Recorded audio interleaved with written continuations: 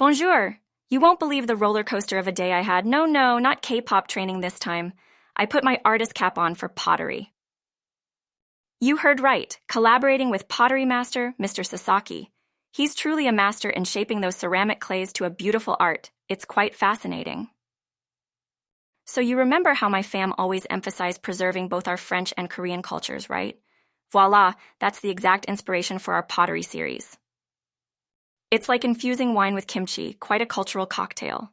Imagine intricate Korean patterns paired with chic French elegance. A rather eclectic mix, don't you think? Laugh all you want, but I'm serious about planning a virtual exhibition for our ceramic expressions. Just picturing the international audience gazing at our art is giving me butterflies. Anyway, while we were letting the clay take shape under our mostly Mr. Sasaki's skilled hands, I had this epiphany. Isn't life like a potter's wheel? We too were just lumps of clay, every experience shaping us into unique individuals. And wait till I tell you about the chat with Pierre, Max, and Hye-jin. We were talking about my pottery excursion, and then out of nowhere, the conversation pivoted to yoga and coding? Yep, you heard right. Coding. Want to know why? It was Max unhappy with a grueling day of coding. I suggested him to take things slow like yoga when poof, coding foo was born. It's our mantra for the week, something to keep our spirits up even on a busy day. I know, we're weird. But that's what makes us fun. Who else could tie pottery, music, coding, and yoga together? Every day is an adventure with that gang. By the way, got a suggestion for the soundtrack for my virtual exhibition? Something classical might suit the whole East meets West vibe of our pottery, right? How about a blend of Korean traditional music with a touch of French acoustics? What do you think? Oh, could you remind me to send some photos of the pottery to Pierre? He's been asking me since morning. And before I forget, Max has got a programming competition coming up next week. I need to bake him some French pastries, my kind of coding foo. Maybe it'll make his code run smoother. Haha. Wow, look at the time. It's getting late, isn't it? It's been long since we saw each other due to this constant juggling between rehearsals and reach-outs. Let's fix a date and sit down for a warm cup of cocoa and partagens nos vies. I've got loads of stories to share. More updates, real soon, promise. Well, grab your sombrero and maracas because we're going to Cuba. Yes, Ella and I finally decided to take that trip we've been discussing forever to explore Cuba's rich music scene. Picture us there, swaying to the rhythm of Cuban beats, soaking in the vibrant culture and colors, and possibly even picking up some salsa moves. Don't worry, I promise to bring back a piece of Cuba in my music for you. We're hoping that this trip will be an educational journey, an opportunity to get to know another side of the music world that we haven't yet explored. It's like plunging into uncharted musical waters, an entirely different rhythm compared to our K-pop routines. Exciting, isn't it? I can already taste the Cuban cuisine and rum.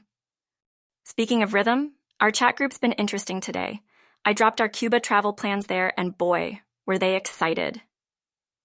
Pierre asked if I was going to jam Cuban style, and you know what? That actually sounds like a fun idea. Max is already looking forward to my salsa moves. Can you believe that? Hye-jin wants us to bring back some essence of Cuban music. I guess they're as excited as I am for this unplanned musical journey.